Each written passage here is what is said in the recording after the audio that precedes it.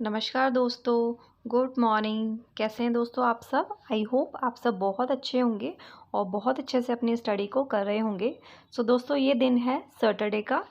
ये जो व्लॉग है दोस्तों सैटरडे एंड संडे दोनों का मिक्स का है। तो ये पर्टिकुलर जो है ये अपना सैटरडे का है। इस दिन दोस्तों मैं अपना जो भी वर्क था, जो भी मेरी क्लास वगैरह थी, एक क्लास मेरी मॉर्निंग में होती है। सो उससे मैं फ्री होके और अपना लंच वगैरह करके मैं यहाँ पे अपना स्टडी करने के लिए बैठ गई थी। अभी मुझे मॉर्निंग में इतना टाइम नहीं मिल पा रहा है, इसीलिए मैं अपना मॉर्निंग में मैक्सिमम जितना भी काम होता है वो कंप्लीट करके उसके बाद दोस्तों मैं यहाँ पे स्टडी के लिए बैठ गई थी। तो बेसिकली मेरी स्टडी का फर्स्ट स्लॉट था। यहाँ दोस्तों मैं अपना भूगोल के जो टॉपिक्स हैं जो मेरे फर्स्ट ग्रेड में आ रहे हैं, सो उन्हीं को मैंने टैली कर लिया था जब मैंने स्टार्ट की थी भूगोल। और उसी के अकॉर्डिंग जो भी मेरे टॉपिक्स हैं दोस्तों उनको मैं कंप्लीट करती जा रही हूँ। सो डेली में मैं वन वन टॉपिक ले लेती हूँ और अगर कोई बहुत ज़्यादा लेंदी टॉपिक होता है तो उसे मैं 2 डेज़ में कर लेती हूँ, या फिर कोई बहुत ही ज़्यादा शॉर्ट टॉपिक है तो मैं 1 डे में 2 टॉपिक भी कर लेती हूँ फ्रेंड्स। तो इसी तरीके से मैं अपना जो भूगोल वाला पोर्शन है वो अपना कंप्लीट करने में लगी हूँ, क्योंकि भूगोल हमारा दोस्तों रीट में भी और आरपीएससी फर्स्ट ग्रेड में भी और राजस्थान के जितने भी एग्ज़ाम्स हैं उन सभी में पूछा जाने वाला एक सब्जेक्ट है। तो इसीलिए दोस्तों मैं इसे काफ़ी अच्छे तरीके से प्रिपेयर कर रही हूँ। और जैसे कि मैंने आप सबके साथ डिस्कस किया था कि दोस्तों अगर आप चाहते हैं, ऐसा नहीं है कि आप सिर्फ़ एक ही का एग्ज़ाम दे सकते हैं। अगर आप एलिजिबल हैं, है ना? अगर आपके पास क्वालिफ़िकेशन है उस पर्टिकुलर एग्ज़ाम के लिए तो आप फ़ॉर्म फिल कर सकते हैं। जस्ट लाइक अभी फर्स्ट ग्रेड एंड रीट की अभी तक नहीं आई है वैकेंसी। बट जैसे कि हम सबको पता है कि सीईटी की जो एग्ज़ाम डेट है वो अनाउंस हो चुकी है सितंबर एंड अक्टूबर में। सो ये 2 लेवल में एग्ज़ाम होता है, 12th level and graduation level. तो अभी इसके फ़ॉर्म्स वग़ैरह तो नहीं आए हैं, बट आई एम श्योर आने वाले होंगे कुछ ही दिनों में, हमें देखने को मिल जाएँगे, बिकॉज़ इनकी जो एग्ज़ाम डेट है वो ऑलरेडी अनाउंस हो चुकी है। सो दोस्तों अगर देखिए आपका जो सिलेबस है वो सेम है तो आप फ़ॉर्म फिल कर सकते हैं। मुझे ऐसा कुछ नहीं लगता है कि हमें फ़ॉर्म फिल करने में कोई बुराई है, क्योंकि जो सिलेबस है वो दोनों में सेम ही है। हिंदी इंग्लिश भी हमें पढ़नी पड़ेगी, दोनों में जो सेम है। इसके अलावा जो हमारा राजस्थान जीके वाला पोर्शन है दोस्तों, वो भी हम फर्स्ट ग्रेड या रीट के लिए कर ही रहे हैं, तो वो भी हमें सीईटी में देखने को मिलेगा। तो इस तरीके से दोस्तों जिसके भी एग्ज़ाम्स के आपके सिलेबस सेम है तो आप उन फॉर्म्स को फिल कर सकते हैं, उसमें कोई बुराई नहीं है, है ना? और लक्ष्य सिर्फ़ हमें एक का रखना है, नो डाउट। लेकिन अगर सिलेबस सेम है तो ऑब्वियसली आप भर सकते हैं, कोई प्रॉब्लम नहीं है। इससे दोस्तों 2 चीज़ें होंगी, एक तो आपको नॉलेज मिलेगी कि ऐसा नहीं है कि सिर्फ़ आप एक एग्ज़ाम का जो प्रिपरेशन कर रहे हैं उसी से आपको नॉलेज मिलती है। लेकिन अगर आप अलग-अलग एग्ज़ाम्स की प्रिपरेशन कर रहे हैं या फिर उनके एग्ज़ाम्स देते हैं दोस्तों, तो जीके की आपकी काफ़ी अच्छी पकड़ हो जाती है और जीके आपकी काफ़ी ज़्यादा स्ट्रॉन्ग हो जाती है ना? तो आप ट्राई करिए कि जो आपके सिलेबस से मिलते-जुलते कोई भी एग्ज़ाम्स हैं तो आप उनके फॉर्म को फिल कर सकें। और ट्राई करिए दोस्तों जिनके सिर्फ सिलेबस सेम है उन्हीं का आप फिल करें, जिनके सिलेबस डिफरेंट हैं उनमें आप ना फंसे, क्योंकि दोस्तों होता क्या है, पहले मेरे साथ भी ये होता था कि हम जोश जोश में फॉर्म्स को फिल कर देते हैं, हम बुक्स वगैरह भी ले आते हैं, लेकिन हम बहुत ज़्यादा कंफ्यूज हो जाते हैं, हम डाइवर्ट हो जाते हैं कि हमें जब हम बुक्स लेकर आए, हमने फॉर्म फिल किया तो ऑब्वियस सी बात है हम सोचते हैं कि हमें उसकी भी प्रिपरेशन करनी है, हमें उसकी भी करनी है। पर एक्चुअल में दोस्तों हम अच्छे तरीके से देखा जाए तो किसी एक की भी प्रिपरेशन नहीं कर पाते हैं, है ना? तो इस चीज़ से भटकने के लिए, इस चीज़ से बचने के लिए मैं आपको बता रही हूँ कि आप सिर्फ़ उन्हीं का फॉर्म फिल करिएगा जिनके सिलेबस सेम है, तो आपको इंटरेस्ट भी आएगा पढ़ने में और आपका काफ़ी अच्छा एक रिवीजन भी हो जाएगा। जब भी दोस्तों आप अपनी स्टडी करने के लिए बैठते हैं तो आप, जैसे कि मैंने आपके साथ डिस्कस किया हुआ है, कि आप एक दिन पहले ही अपना जो भी आपको नेक्स्ट डे पढ़ना है वो आप डिसाइड कर लीजिए टॉपिक्स वगैरह, जिससे नेक्स्ट डे के लिए आप सॉर्टेड रहेंगे, आपके लिए कोई कन्फ्यूज़न नहीं रहेगा कि मुझे कौन सा टॉपिक आज पढ़ना है ना? क्योंकि जब हमें पता रहता है कि आज हमें टॉपिक पढ़ना है तो हम फटाफट से अपना जो भी है स्टडी के लिए हम बैठ जाते हैं। लेकिन जब हमें पता नहीं होता है दोस्तों तो हम कहीं न कहीं डाइवर्ट रहते हैं, हम कहीं न कहीं कन्फ्यूज़ रहते हैं, हमें समझ में नहीं आता कि कौन सा टॉपिक करें, स्टार्ट करें भी या नहीं करें या कल से करें, तो इस तरीके की चीज़ें होती हैं। तो आप ट्राई करिए कि जो भी आप टॉपिक नेक्स्ट डे पढ़ने वाले हैं वो 1 डे बिफ़ोर ही आप अपने एक डायरी में या जो भी आपके रजिस्टर वगैरह हैं आप कहीं पे उसे नोट डाउन कर लें, सो दैट आपको नेक्स्ट डे के लिए वो काफ़ी ज़्यादा कन्वीनिएंट रहेगा और काफ़ी ज़्यादा ईज़ी रहेगा। इसके अलावा दोस्तों एक और चीज़ है बहुत ही इम्पॉर्टेंट जो मैं आप सबके साथ शेयर करना चाहती हूँ, कि देखिए जब भी आप अपनी स्टडी करना चाहते हैं दोस्तों, तो आप अपना टाइमर लगा के स्टडी ज़रूर से कीजिए, है ना? क्योंकि देखिए हमें लगता है कि हमने बहुत ज़्यादा आज स्टडी कर ली है, हमने 2 आवर कर लिया है, 1 आवर कर ली है ना? पर एक्चुअल में होता क्या है, जब हम टाइमर लगा के स्टडी करते हैं तो हमें जितनी बार भी उठना है या हमारा किसी का कॉल आ गया है तो आप इसे पॉज़ कर सकते हैं, है ना। पॉज़ करने के बाद उससे क्या रहेगा, जो भी आपका टाइम है वहीं पे स्टॉप हो जाएगा और जब भी आप अपना स्टडी के लिए बैठेंगे तो वापस से आप उसे कंटिन्यू कर सकते हैं, ठीक है। इससे एक्चुअल में आपने कितने आवर स्टडी की है वो एनालाइज़ आपको मिल जाएगा। कभी कभी हम इस भ्रम में रहते हैं कि हमने 2 घंटे पढ़ाई की है, 3 घंटे की है, 1 घंटे की है, लेकिन जब आप टाइमर लगा के स्टडी करेंगे दोस्तों, जब एक्चुअल में आपको टाइम का पता लगेगा कि एक्चुअल में आपने कितने आवर स्टडी की है। और दोस्तों मैं मतलब पर्सनली मैं फ़ील करती हूँ कि मुझे एक और इससे बेनिफिट मिला कि कभी-कभी क्या होता है, जब हम टाइमर लगा के पढ़ते हैं तो हमें नहीं पता होता कितने आ रहे हैं, कितने मिनट हम पढ़ चुके हैं, कितने बाकी हैं ना।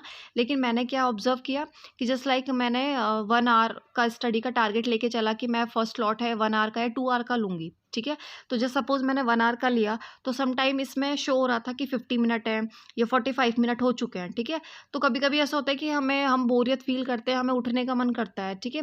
लेकिन जब हम देखते हैं कि 45 और 50 मिनट तो हो चुके हैं, 15 मिनट बचे हैं, 10 मिनट बचे, तो हमें लगता है कि ठीक है 15 मिनट और पढ़ लेते हैं, 10 मिनट और पढ़ लेते हैं, जिससे हमारा 1 आवर का स्लॉट हो जाता है, ठीक है। तो ये चीज़ें पॉसिबल हो सकती है जब आप अपना टाइमर लगाएँगे। एक्चुअल में देखा जाए तो टाइमर लगाने से आपकी जो सिटिंग है दोस्तों वो बहुत ज़्यादा इम्प्रूव होगी और उससे आपको अपनी स्टडी में बहुत ज़्यादा इम्प्रूवमेंट देखने को मिलेगा, बहुत ज़्यादा हेल्प रहेगी। तो ये चीज़ दोस्तों पर्सनली मैंने फ़ील की है, इसीलिए मैं आप सबके साथ शेयर कर रही हूँ। अर्लियर मेरे पास मोबाइल तो था बट मेरे पास ये जो ऐप था वो नहीं था और मैं डेली सोचती थी इसे डाउनलोड करूँगी, कभी ये चार्ज नहीं होता था, कभी मेरे बेटे के पास होता था। तो फाइनली इसको मैंने प्रॉपर तरीके से रेडी कर लिया है अपनी स्टडी के लिए और आगे आने वाले जितने भी स्टडी के व्लॉग रहेंगे दोस्तों, इनमें डेफ़िनेटली मैं टाइमर लगा के स्टडी करूँगी और डेफ़िनेटली मेरा जो टाइमर है वो आपको दिखेगा। जिससे आपको भी पता चलेगा और आप भी प्लीज़ ये चीज़ ज़रूर ट्राई करिएगा जब भी आप स्टडी करने बैठते हैं, तो प्लीज़ आप टाइमर लगा के पढ़िए और जिससे आप देखेंगे कि जभी भी आपका 45 मिनट होने वाला है, 50 मिनट होने वाला है, तो आपको लगेगा ठीक है 10 मिनट ही तो बच रहे हैं, 10 मिनट और पढ़ लेते हैं।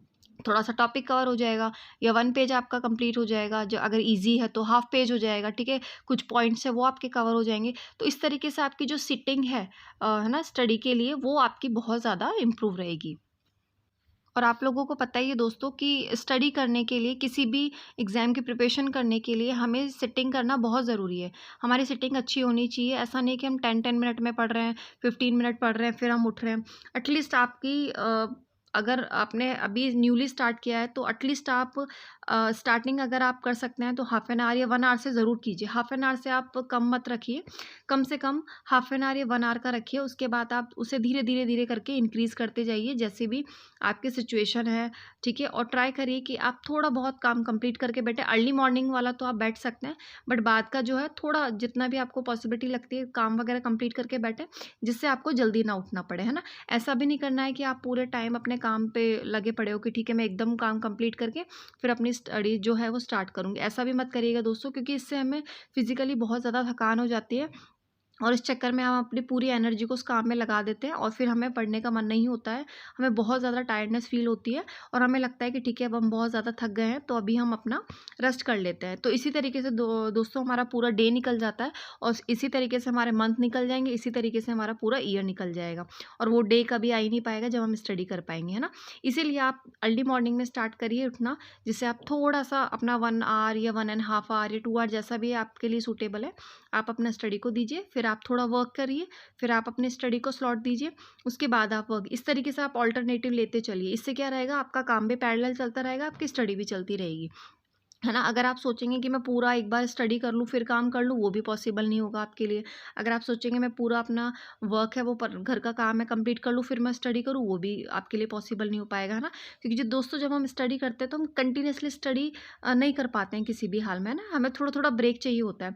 तो आप ट्राई करिए कि थोड़ा आप काम करके बैठिए, उसके बाद आप स्टडी कर लीजिए। स्टडी करने के बाद वैसे भी आपको बोरियत फ़ील होगी, तो जो आप ब्रेक लेंगे तो उस ब्रेक में आप अपना थोड़ा काम कंप्लीट कर लीजिए, है ना? इससे आपके देखिए दोनों चीज़ें पैरेलल होती रहेंगी। मैं इसी तरीके से दोस्तों चीज़ों को मैनेज करती हूँ, मैं फ़ॉलो करती हूँ, इसलिए मैं आपके साथ शेयर कर रही हूँ। आई होप ये चीज़ें आपके लिए हेल्पफुल रहेंगी।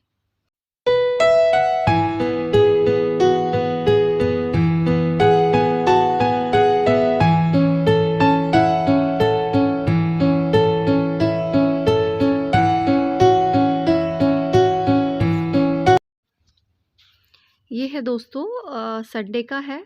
सो यहाँ नेक्स्ट डे हमारा शीतलाष्टमी है। तो उसी की प्रिपरेशन मैं कर रही हूँ दोस्तों, जो भी चीज़ें बनानी होती हैं पूजा के लिए, और वही मैं यहाँ बना रही हूँ। तो बाकी नमक के पारे, गुड़ के पारे मैं बना चुकी थी। अभी मैं यहाँ पे कांजी बड़े की तैयारी कर रही हूँ। कांजी मैंने बना दी थी 2-3 दिन पहले ही, क्योंकि उसे धूप में रखना होता है। यहाँ पे बस मैं अभी अपने जो बड़े हैं वो फ्राई कर रही हूँ, और उसके बाद मैं अपना पूड़ी सब्जी जो है वो प्रिपेयर करूँगी। ये मैंने मॉर्निंग में इसलिए नहीं बना के रखा क्योंकि बहुत ज़्यादा जल्दी हो जाता बनाना, इसलिए मैंने प्लान किया कि मैं नाइट में ही बना के रखूँगी, जिससे कि मॉर्निंग में हम इजीली यूज़ कर लेंगे। तो दोस्तों प्लीज़ आप भी बताइएगा कि आपके यहाँ पे शीतलाष्टमी कब सेलिब्रेट कर रहे हैं। सो हमारे यहाँ तो संडे को सबने बनाया है और मंडे को जाके पूजन वगैरह किया है दोस्तों। और आपने क्या क्या डिशेस बनाई है और आपके यहाँ क्या क्या चीज़ें स्पेशली बनाई जाती हैं। हमारे यहाँ पे दोस्तों बहुत सारी चीज़ें हैं, सबका अपना अपना कल्चर होता है, अपने अकॉर्डिंग सब लोग बना लेते हैं, ऐसा कुछ नहीं है। तो बस उसी की तैयारी में हम लगे हैं दोस्तों। मॉर्निंग में मैंने अपना जो भी स्टडी वगैरह थी वो किया था, उसके बाद मैंने जो भी प्रिपरेशन वगैरह करनी थी उसमें मैं लग गई थी। दोस्तों कल शीतलाष्टमी है। आई होप आप सबके यहाँ पे भी सेलिब्रेट होती होगी, तो उसी के लिए मैं अभी कांजी बड़ी की तैयारी कर रही हूँ। तो आप लोग बताइएगा कि आपके यहाँ कब सेलिब्रेट होती है।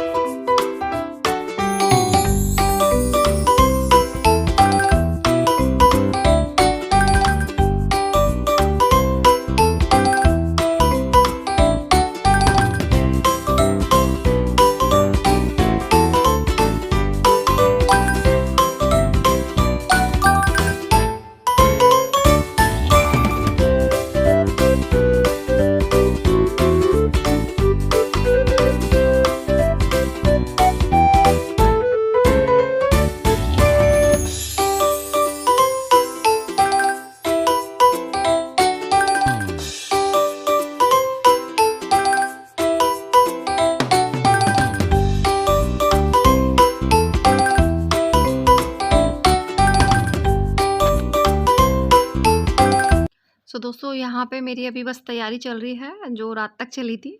और एक्चुअल में दोस्तों मुझे पर्सनली जो फेस्टिवल होते हैं जो मुझे बहुत अच्छा लगता है उन्हें सेलिब्रेट करना और भगवान के लिए कुछ बनाना करना मुझे पर्सनली बहुत ज़्यादा पसंद है।